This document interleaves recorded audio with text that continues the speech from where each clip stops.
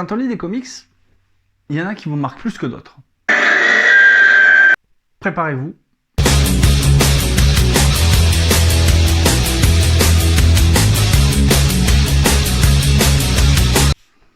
Car celui-ci ne va pas vous laisser de marbre. Allez, c'est parti. Générique.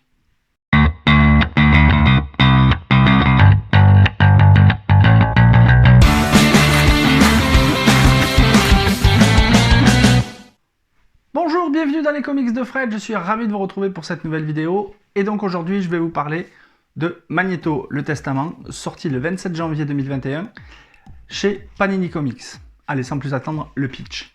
Ce comics a pour toile de fond la Seconde Guerre mondiale où on va suivre la jeunesse d'un jeune juif allemand pendant la période nazie. C'est le jeune Erich Lechner ou bien Max Eisenhardt ou plus communément appelé Magneto.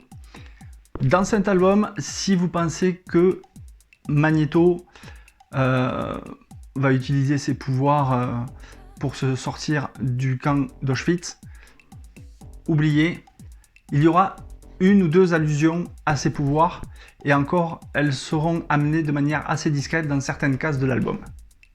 Scénaristiquement parlant, Greg Pak reprend avec une grande habileté cette triste et sombre période de notre histoire. L'album va briller par le large aperçu qu'il donne de l'Holocauste, et le scénariste s'est attaché énormément à travailler sur la description de la Shoah.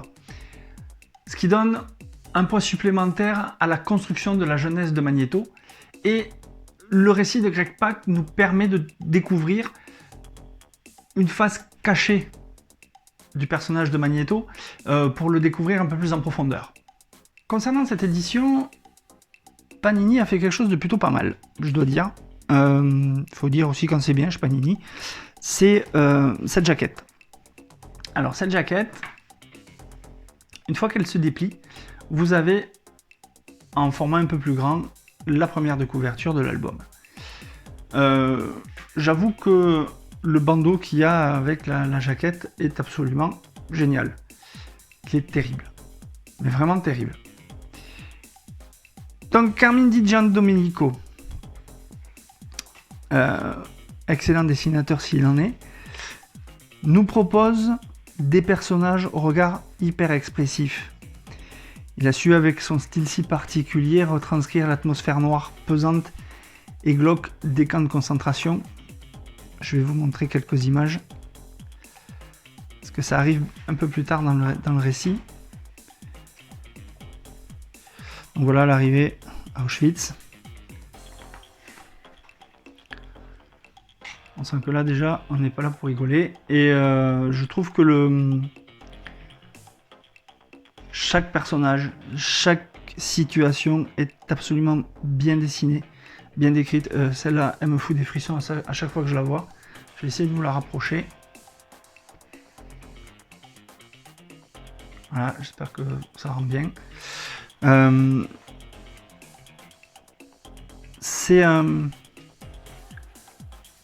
trouve également de magnifiques planches qui parfois même vous prennent aux tripes, comme celle-là par exemple.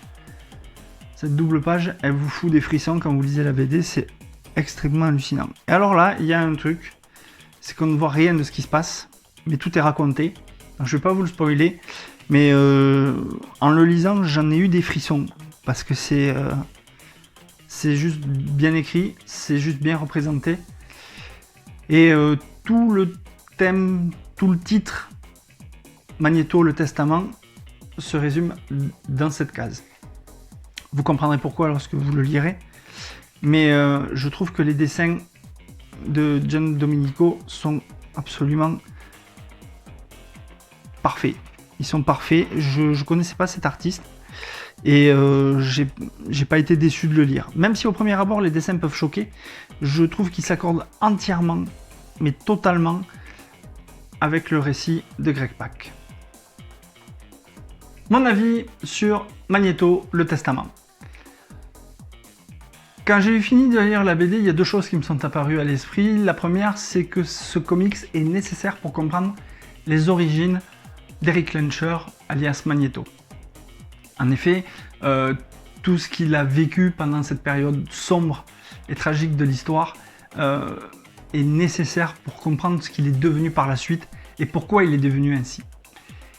Et la deuxième chose, c'est que le scénariste Greg Pak a magnifiquement détaillé, décrit toute cette période sombre de l'histoire de notre humanité. Et je pousserais même un peu le vice à dire que ce comics, il est nécessaire pour le devoir de mémoire, car tout est très bien dessiné, l'atmosphère dans les camps, la misère, la peur, les tortures, tout est magnifiquement bien mis en scène par le dessinateur et on le prend en pleine gueule, ce qu'a dessiné Gian Domenico, parce que c'est ils ont pris des écrits, et puis ils s'en sont inspirés et ils l'ont extrêmement bien détaillé, à la fois dans le récit de Greg Pak et dans les dessins de Gian Domenico. Je trouve que c'est un récit qui est fabuleux parce que il nous touche en plein cœur en tant que personne, en tant qu'humain. Et si vous vous posez la question, est-ce que ça vaut le coup de le lire? Oui, ça vaut le coup de le lire, au-delà du fait qu'on apprend des choses sur la jeunesse de Magneto. Ça nous permet de nous remettre en mémoire ce qui s'est passé pendant la Seconde Guerre mondiale. Voilà, cette vidéo est maintenant terminée, j'espère qu'elle vous a plu. N'hésitez pas à laisser un petit pouce bleu, un commentaire, à la partager, ça fait toujours plaisir. Et ça permet à la chaîne d'avancer, et moi aussi d'ailleurs. Et quant à nous, on se retrouve très bientôt pour de nouvelles aventures. En attendant, lisez des comics, c'est bon pour le moral. Ciao ciao. Alors à la prochaine fois.